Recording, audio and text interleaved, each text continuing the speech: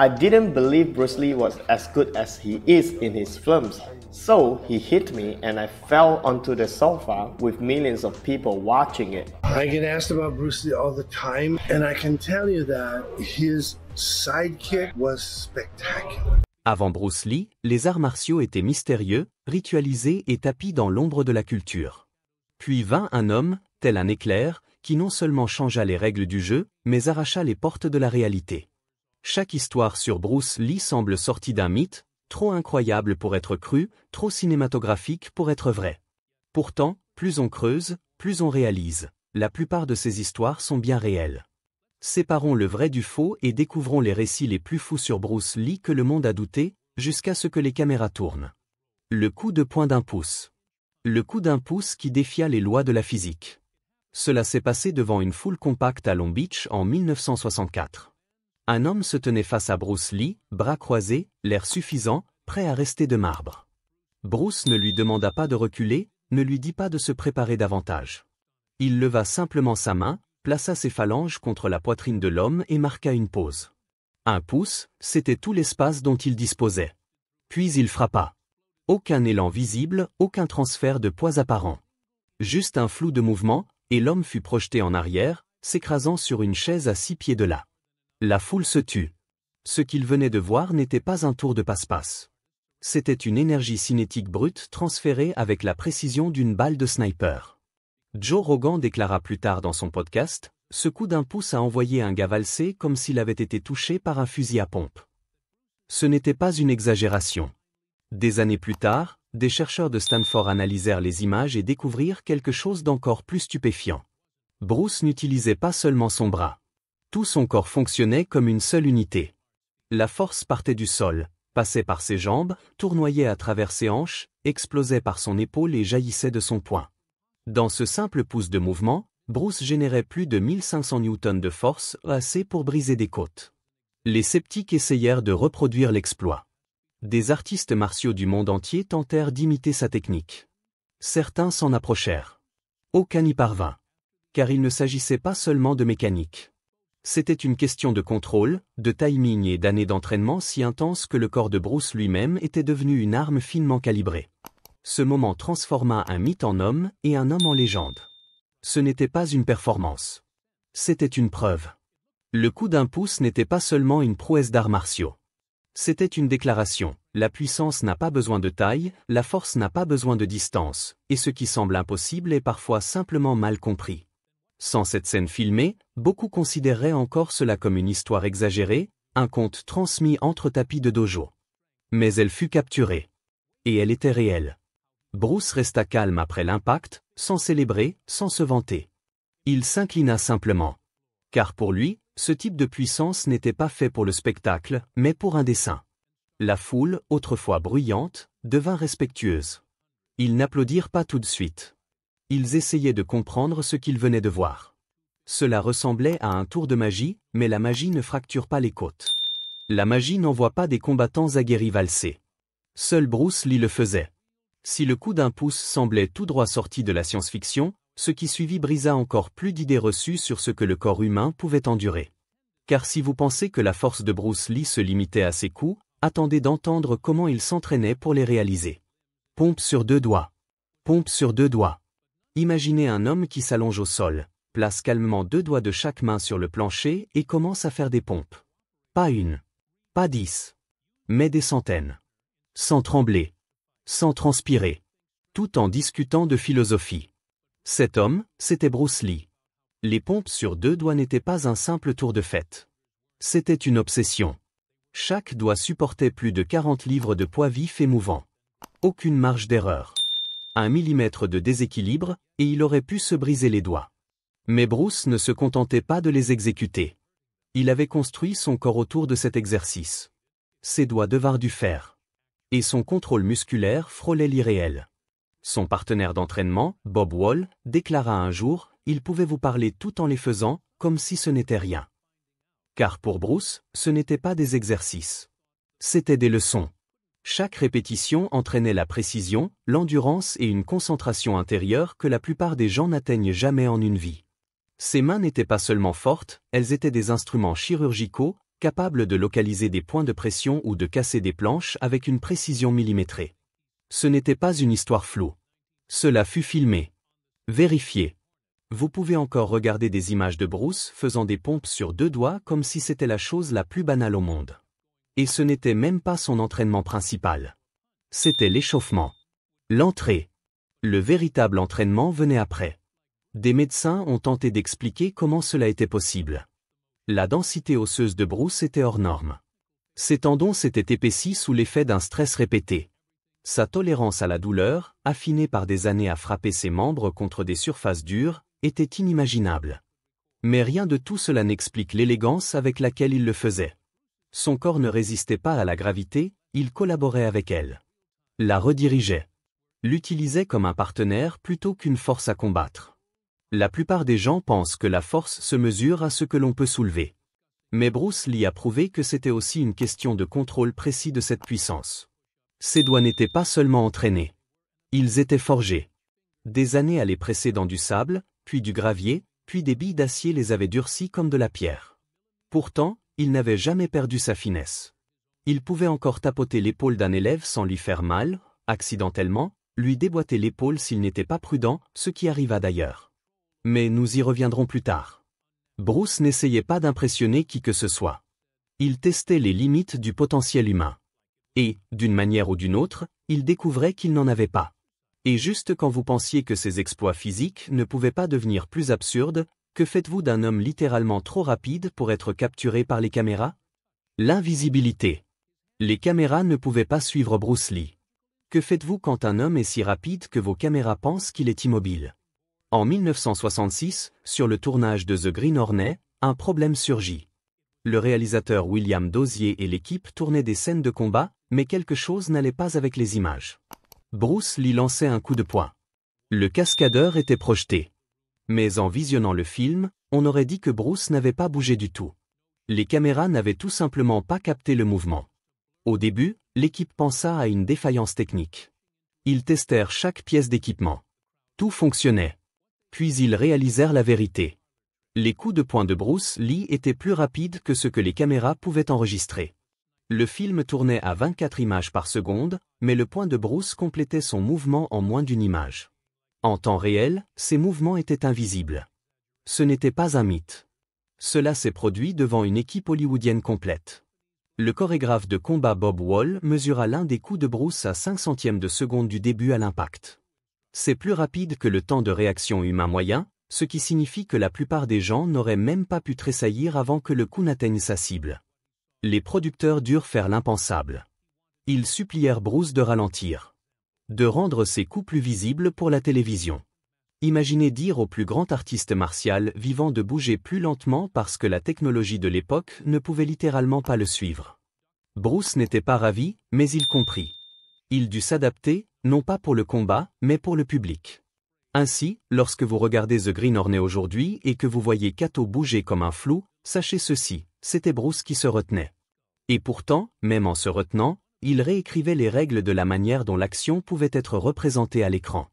Ses mouvements étaient nets, économiques et absolument explosifs. Mais si vous regardez attentivement, vous remarquerez quelque chose d'étrange. Il ne gaspillait jamais d'énergie. Pas de gestes ostentatoires. Chaque coup, chaque esquive, chaque angle était conçu pour un effet maximal avec un mouvement minimal. Il n'était pas seulement rapide, il était efficace au point d'être invisible. Des images ultérieures de Enter the Dragon et d'autres films furent tournées avec des techniques sur mesure juste pour suivre sa vitesse. Les réalisateurs commencèrent à utiliser plusieurs caméras, des cadences d'images plus élevées et des plans au ralenti pour s'assurer que le public comprenne ce qui se passait. Non pas pour dramatiser l'action, mais parce que sinon, elle serait littéralement trop rapide pour être vue. Les combattants modernes de l'UFC étudient encore ces bandes images par image. Ils analysent son jeu de jambes, son économie de mouvement, son timing. Des décennies plus tard, ils continuent d'enseigner aux nouvelles générations de combattants comment bouger plus intelligemment, pas plus fort. Mais Bruce ne s'arrêta pas à une vitesse qui brisait les caméras.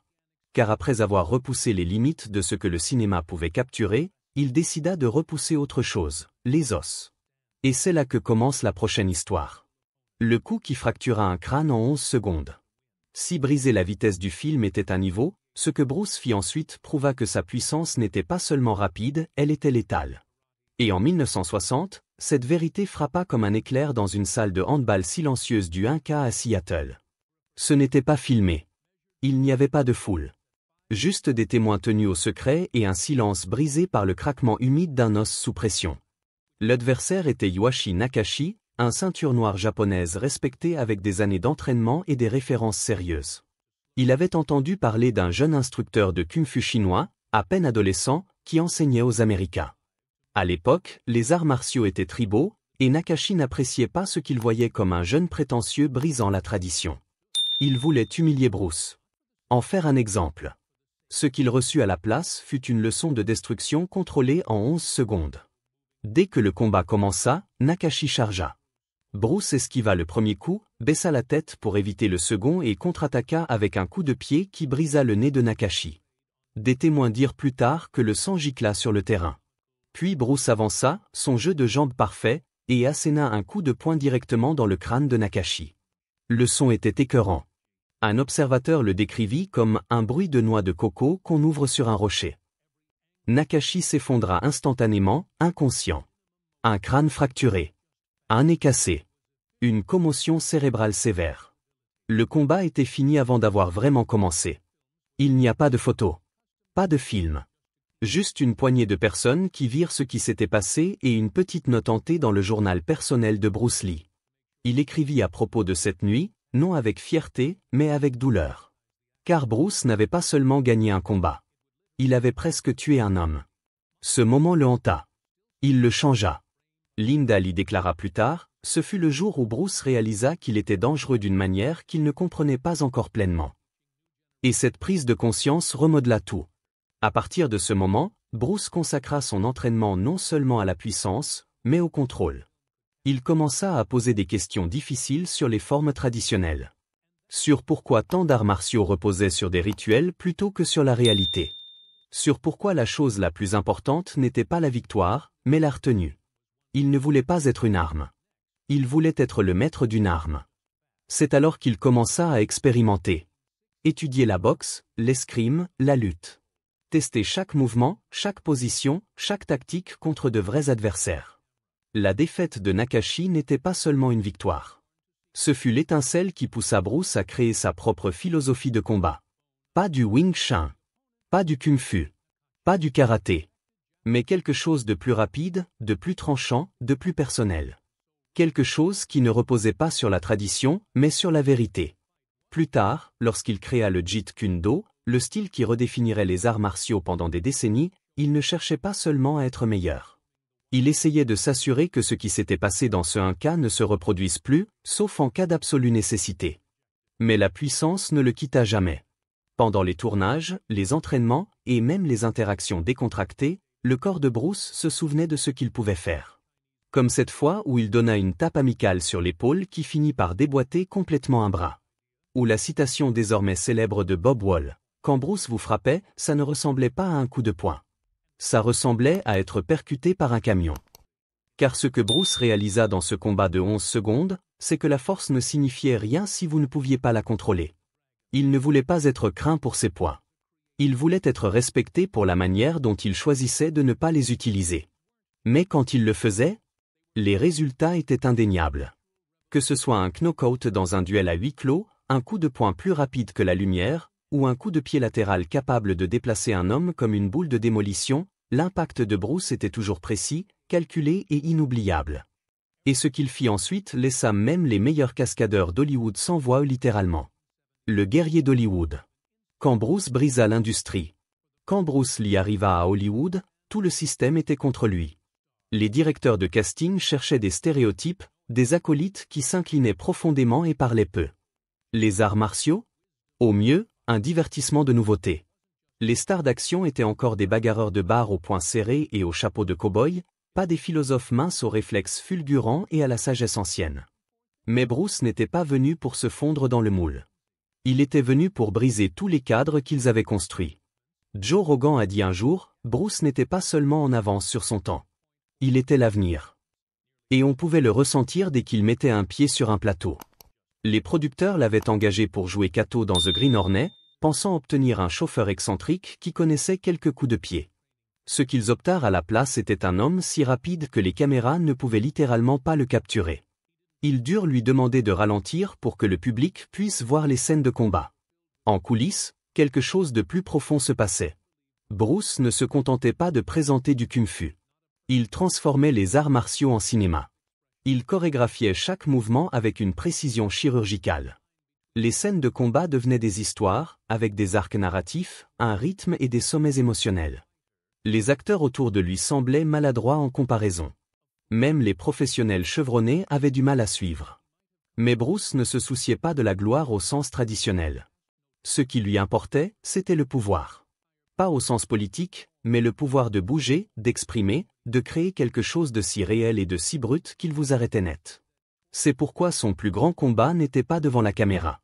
Il était à huis clos. Quand Bruce proposa The Warrior, une série sur un artiste martial chinois errant dans le Far West, il croyait que cela briserait enfin le cycle des stéréotypes asiatiques. Mais le réseau refusa. Ils dirent que le public n'était pas prêt. Et puis, quelques années plus tard, ils donnèrent ce concept exact à David Carradine, un acteur blanc jouant un moine à moitié chinois dans Kung Fu. Bruce fut dévasté. Il écrivit dans son journal « Ils ont volé mon idée, mais ils ne peuvent pas me voler moi ». Ce fut un tournant. Il quitta Hollywood et retourna à Hong Kong. Et ce qui suivit réécrivit l'histoire du cinéma. En Asie, Bruce devint un phénomène. Il réalisa The Big Boss, Fist of Fury et Way of the Dragon, non pas en tant qu'acteur, mais en tant que créateur. Il dirigeait, chorégraphiait, écrivait et jouait. Ce n'étaient pas seulement des films d'action. C'étaient des déclarations politiques, des révolutions culturelles et des masterclass sur le potentiel humain. Puis vint hanter The Dragon. Une coproduction entre Hollywood et Hong Kong qui donna enfin à Bruce un contrôle créatif total. Chaque coup, chaque angle de caméra, chaque mot était de lui. Le film sortit en 1973 et devint instantanément une sensation mondiale. Pour la première fois, un homme chinois était la star incontestable d'un film d'action occidental. Pas de blague sur l'accent. Pas de rôle comique de second plan. Juste de la force, de la sagesse et du feu. Le succès ne se mesurait pas seulement aux chiffres du box-office. C'était une rédemption personnelle. Le garçon qui ne pouvait pas obtenir une audition sans qu'on lui dise de « jouer plus chinois » avait forcé le monde à le voir non pas comme un gadget, mais comme une force. Mais quelques semaines avant la première du film, Bruce mourut. Le monde pleura, mais la légende avait déjà pris racine. Joe Rogan l'a parfaitement résumé, ce mec a forcé Hollywood à respecter les arts martiaux et à donner naissance à toutes les stars d'action modernes. Pas de Jackie Chan, pas de Jet Li, pas même de Keanu dans The Matrix sans Bruce Lee. Mais voici le plus incroyable, même dans la mort, l'influence de Bruce ne s'est pas estompée. Au contraire, elle n'a fait que croître. Car une fois que vous l'avez vu bouger, une fois que vous avez ressenti cette mélange impossible de grâce et de férocité, vous commencez à vous demander, combien d'autres choses retenait-il ? Et c'est là que les choses deviennent étranges. Car certains pensent que l'entraînement de Bruce allait au-delà de ce que même ses élèves les plus proches ont vu. Et s'il avait accédé à quelque chose de plus profond, quelque chose qui ne changeait pas seulement le cinéma, mais notre compréhension de ce dont le corps humain est capable ? Plongeons dans la prochaine histoire. Et celle-ci, elle pourrait bien être la plus incroyable de toutes. La pièce secrète. La salle secrète de Bruce Lee, son coffre-fort d'entraînement caché. Après la mort de Bruce Lee, les fans s'accrochaient à ce qu'il avait laissé derrière lui. Des affiches de films, des interviews granuleuses, des notes manuscrites.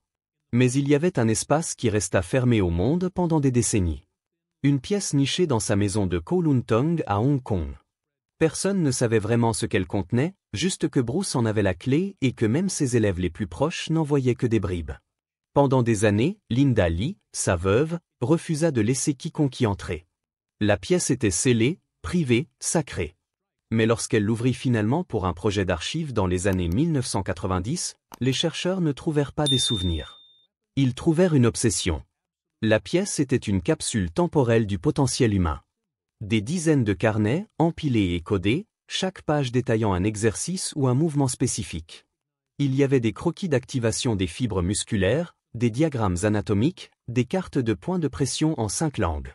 Une étagère contenait des équipements d'entraînement sculptés à la main par Bruce lui-même, certains ressemblant à des instruments de torture médiévaux, d'autres à une technologie extraterrestre. Et au centre de la pièce se dressait ce qui ressemblait à un cercueil debout fait de bois poli et de métal. Ce n'était pas un cercueil. C'était une chambre de résistance corporelle que Bruce avait construite pour simuler un combat contre plusieurs adversaires dans toutes les directions. Il s'entraînait à l'intérieur les yeux bandés. Gene Lebel, champion de judo qui s'entraîna avec Bruce, vit l'appareil une fois et murmura « Cet homme inventait des choses que nous n'avons toujours pas rattrapées. » Mais ce qui troubla le plus les gens, ce fut l'audio. Bruce s'était enregistré pendant ses sessions d'entraînement en solo. Pas seulement des grognements ou des coups, mais des monologues entiers. Une cassette le montrait expliquant une technique de respiration qu'aucun art martial connu ne pouvait retracer.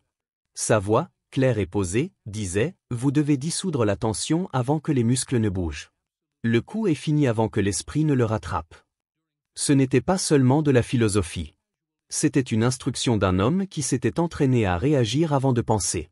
Cette cassette plongea les chercheurs dans une frénésie. Des neuroscientifiques analysèrent plus tard les mouvements connus de Bruce et conclurent que son temps de réaction pouvait approcher 0,45 secondes, presque la moitié du temps d'un athlète professionnel. Ce n'était pas juste rapide. C'était plus rapide que la pensée consciente. Ce qui soulève une question qui hante encore ceux qui l'ont connu. Pourquoi Bruce s'entraînait-il? Ce n'était pas pour les films. Il avait déjà atteint la célébrité. Ce n'était pas pour les tournois. Il ne croyait pas en la compétition. Ce n'était pas de l'ego, si quoi que ce soit, ses journaux étaient remplis d'humilité et de peur de l'échec. Certains pensent que Bruce se préparait pour autre chose entièrement. Pas une personne. Pas un combat. Mais un niveau d'expression si parfait, si fluide, qu'il brouillerait complètement la ligne entre l'art et le combat. Il voulait devenir le mouvement. Exister non pas comme un combattant, mais comme l'incarnation physique du timing, du flux, de la force. Et le plus étrange? Il pourrait s'être rapproché de cela plus que quiconque dans l'histoire. L'un de ces derniers carnets portait seulement 3 mots écrits sur une page entière. Pas de forme. Toute forme. Personne ne sait exactement ce qu'il voulait dire. Mais ceux qui s'entraînaient avec lui disent que vers la fin, les mouvements de Bruce devinrent autre chose. Même ses partenaires d'entraînement décrivaient cela non pas comme un combat, mais comme être à l'intérieur d'une tornade qui choisissait de ne pas vous frapper. Dan Inosanto dit un jour, vous lanciez un coup de poing, et au moment où il s'étendait, Bruce était déjà passé à travers votre garde. Ce n'était pas seulement de la vitesse. C'était de la prémonition. Certains artistes martiaux pensent que Bruce avait développé une forme de combat subconscient, où le corps bouge sans que le cerveau n'interfère. Mais voici le plus fou. Si Bruce construisait quelque chose de plus qu'un simple corps, s'il concevait un artiste martial qui transcendait le style et la pensée, alors cette petite pièce fermée à Hong Kong n'était pas un sanctuaire. C'était un laboratoire. Et Bruce Lee? Il n'était pas seulement le plus grand artiste martial du monde. Il était le premier scientifique du combat. Alors, que s'est-il passé lorsque le corps de ce scientifique a lâché? Pourquoi un homme au sommet de sa santé, de sa puissance et de son influence mondiale s'est-il soudainement effondré pour ne plus jamais se réveiller? C'est là que nous allons maintenant. Et attention, ce que vous allez entendre, vous ne l'oublierez peut-être jamais. La tape qui brisa une épaule. La tape qui brisa une épaule. Il y a des moments dans l'histoire des arts martiaux qui deviennent des légendes, non pas à cause d'une intention, mais à cause d'accidents qui révèlent des vérités terrifiantes. La tape de Bruce Lee sur Bob Baker en 1969 n'était pas censée être puissante, encore moins légendaire. Cela commença comme une simple tape amicale sur l'épaule lors d'une démonstration, le genre de geste qui se produit des milliers de fois dans n'importe quel gymnase ou dojo. Mais ce simple mouvement, anodin par nature, se termina avec Baker se tordant de douleur au sol, son épaule complètement déboîtée et pendant à un angle contre-naturel. La salle se figea lorsque le silence qui suivit le bruit sec et humide indiqua à tous que quelque chose avait terriblement mal tourné. Bruce, qui s'était entraîné pendant des années pour contrôler chaque once de sa puissance, baissa les yeux, choqué, réalisant que même ses mouvements les plus détendus étaient devenus dangereux. Baker n'était pas un novice. Il avait encaissé des coups des combattants les plus robustes de la scène, mais rien dans sa longue carrière ne l'avait préparé à cela. La blessure était si grave que les médecins de l'UCLA qui le soignèrent la comparèrent à un traumatisme subi dans un accident de voiture. Les radiographies montraient l'humérus déplacé de 2 pouces hors de son articulation, et les tissus conjonctifs déchirés racontaient une histoire de force brute bien au-delà de la normale humaine. Bruce resta aux côtés de Baker tout le temps, lui tenant la main dans l'ambulance, couvrant les frais médicaux et assistant personnellement à ses séances de kinésithérapie pendant des mois. Mais sous cette loyauté se cachait une peur plus profonde, celle que sa puissance évoluait au-delà de sa capacité à la contenir. Il avait développé une précision grâce à des années d'entraînement à la paume de fer et d'exercice de doigts, mais cet instant révéla les véritables conséquences de cette maîtrise. Même la moindre erreur de jugement pouvait causer de réels dommages. Ce n'était pas seulement un avertissement pour ceux autour de lui. C'était un avertissement pour lui-même. Bruce apprenait, de la manière la plus douloureuse qui soit, qu'il marchait sur une ligne aussi fine qu'une lame de rasoir entre maîtrise et destruction. L'histoire se répandit rapidement dans les cercles d'arts martiaux, non pas comme une rumeur, mais comme une légende. Même la plus légère touche de Bruce Lee, lorsqu'elle n'était pas contrôlée, pouvait briser un corps. Cela changea sa manière d'aborder les entraînements. Ses démonstrations devinrent plus prudentes. Ses coups devinrent plus mesurés, non pas parce qu'il avait ralenti, mais parce qu'il avait pleinement compris ce qu'il était devenu, une arme qui devait être utilisée avec une clarté et une discipline absolue. La tape devint un symbole, non pas d'imprudence, mais de respect. Ce fut un moment qui exigeait de tous ceux qui le voyaient de reconnaître jusqu'où Bruce avait poussé le corps humain et ce qui pouvait arriver lorsque cette limite était franchie. Mais que se passe-t-il lorsque cette puissance est encore affinée, lorsqu'elle passe d'une destruction involontaire à une précision si aiguisée que même les briques s'effritent sous une simple pression? La réponse réside dans une prouesse qui défia non seulement la physique, mais la croyance elle-même. Briques brisées. Briser des briques avec 2 doigts. Pour ceux qui ne voyaient Bruce Lee qu'à l'écran, il était facile de croire que beaucoup de ses exploits étaient amplifiés par des astuces de caméra ou des effets spéciaux hollywoodiens. Mais ceux qui s'entraînaient avec lui, qui se tenaient dans la même pièce et voyaient l'impossible se dérouler sous leurs yeux, savaient que la vérité était bien plus profonde. Une telle vérité éclata au grand jour lors d'une séance d'entraînement privée en 1972, lorsque l'acteur James Coburn fut témoin de quelque chose qui resta gravé en lui pour le reste de sa vie. Il n'y avait pas d'équipe de tournage, pas d'éclairage de scène, pas d'illusion. Juste Bruce, une brique et 2 doigts qui semblaient plier les lois de l'univers. Coburn s'attendait à une démonstration tapac sans grave-l'œil, quelque chose destiné à impressionner un visiteur hollywoodien. Mais Bruce n'était jamais intéressé par le spectacle vide. Il posa une brique de construction standard sur 2 supports, l'examina calmement comme un chirurgien se préparant pour un travail délicat, puis tendit son index et son majeur au-dessus du centre de la brique. Sans élan visible, sans posture ni fioriture, il les enfonça directement. Le son qui suivit n'était pas fort, mais net. La brique se fendit proprement en 2. Pas ébréchée. Pas fissurée. Fendue. Coburn fut stupéfait. Les morceaux de la brique ne révélaient aucun trucage, aucune entaille préalable, aucune coupe cachée, juste de la pierre fracturée à l'état brut. C'était réel. Ce que Bruce accomplit à cet instant était le résultat d'années d'entraînement éprouvant. Il commençait chaque matin en enfonçant ses doigts dans des seaux de sable, puis de gravier, et finalement de billes d'acier. Des centaines de répétitions transformaient la chair tendre en outil de destruction. La douleur était constante. Ses doigts gonflaient, saignaient et cloquaient, mais il continuait, transformant l'agonie en adaptation. Ses os devenaient plus denses, ses tendons s'épaississaient, et ses terminaisons nerveuses s'émoussaient au point où la plupart des gens auraient reculé face au contact qu'il pratiquait quotidiennement. Mais il ne s'agissait pas seulement de force brute. Bruce comprenait le levier, la physique et les chaînes cinétiques mieux que la plupart des ingénieurs. Son corps était une unité unique, se déplaçant en parfaite séquence. Ce coup à 2 doigts commençait dans ses pieds, s'enroulait à travers ses mollets, explosait par son tronc et sortait proprement par ses doigts.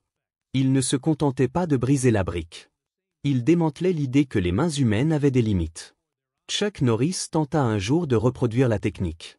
Il était l'un des artistes martiaux les plus forts et les plus compétents techniquement de son époque. À sa première tentative, il manqua de se casser les doigts. Ce n'était pas une question de taille ou de force. C'était une question d'entraînement si brutal, si précis et si implacable que votre corps évoluait en quelque chose de plus. Bruce avait accompli cette transformation. Il était devenu l'arme. Il n'y eut aucune cérémonie après que la brique se brisa. Bruce balaya simplement les éclats et continua son entraînement comme si rien ne s'était passé. Mais pour ceux qui l'avaient vu, qui comprenaient vraiment ce qui venait de se produire, le souvenir resta gravé profondément. Ce n'était pas un tour. Ce n'était pas pour le spectacle. C'était une maîtrise si profonde qu'elle rendait même l'impossible facile. Et pourtant, pour Bruce Lee, ce n'était pas le sommet. Les mêmes mains qui brisaient des briques avec une précision chirurgicale pouvaient aussi tromper les meilleurs d'Hollywood avec des tours de vitesse et de ruse qui faisaient même douter les magiciens professionnels de leurs propres yeux. Comment quelqu'un capable de fracturer la pierre avec une force brute pouvait-il aussi arracher une pièce de votre main avant que votre cerveau ne puisse enregistrer le mouvement? Ce paradoxe de force et de subtilité deviendrait l'un des héritages les plus déroutants de Bruce. Et tout commença avec une simple pièce de monnaie. Bruce Lee ne se contentait pas de briser des planches ou de défier la physique, il pulvérisait les limites du potentiel humain. Derrière chaque histoire incroyable se trouvait un homme qui s'entraînait avec obsession, vivait avec un dessein et bougeait avec une précision jamais vue auparavant. Ce n'étaient pas des mythes. C'étaient des aperçus de ce qui se passe quand la maîtrise rencontre la discipline. Et maintenant, après les avoir découverts, peut-être y croyez-vous aussi. Si vous voulez plus d'histoires comme celle-ci, n'oubliez pas de liker, de vous abonner et de nous dire quel moment de Bruce Lee vous a le plus choqué.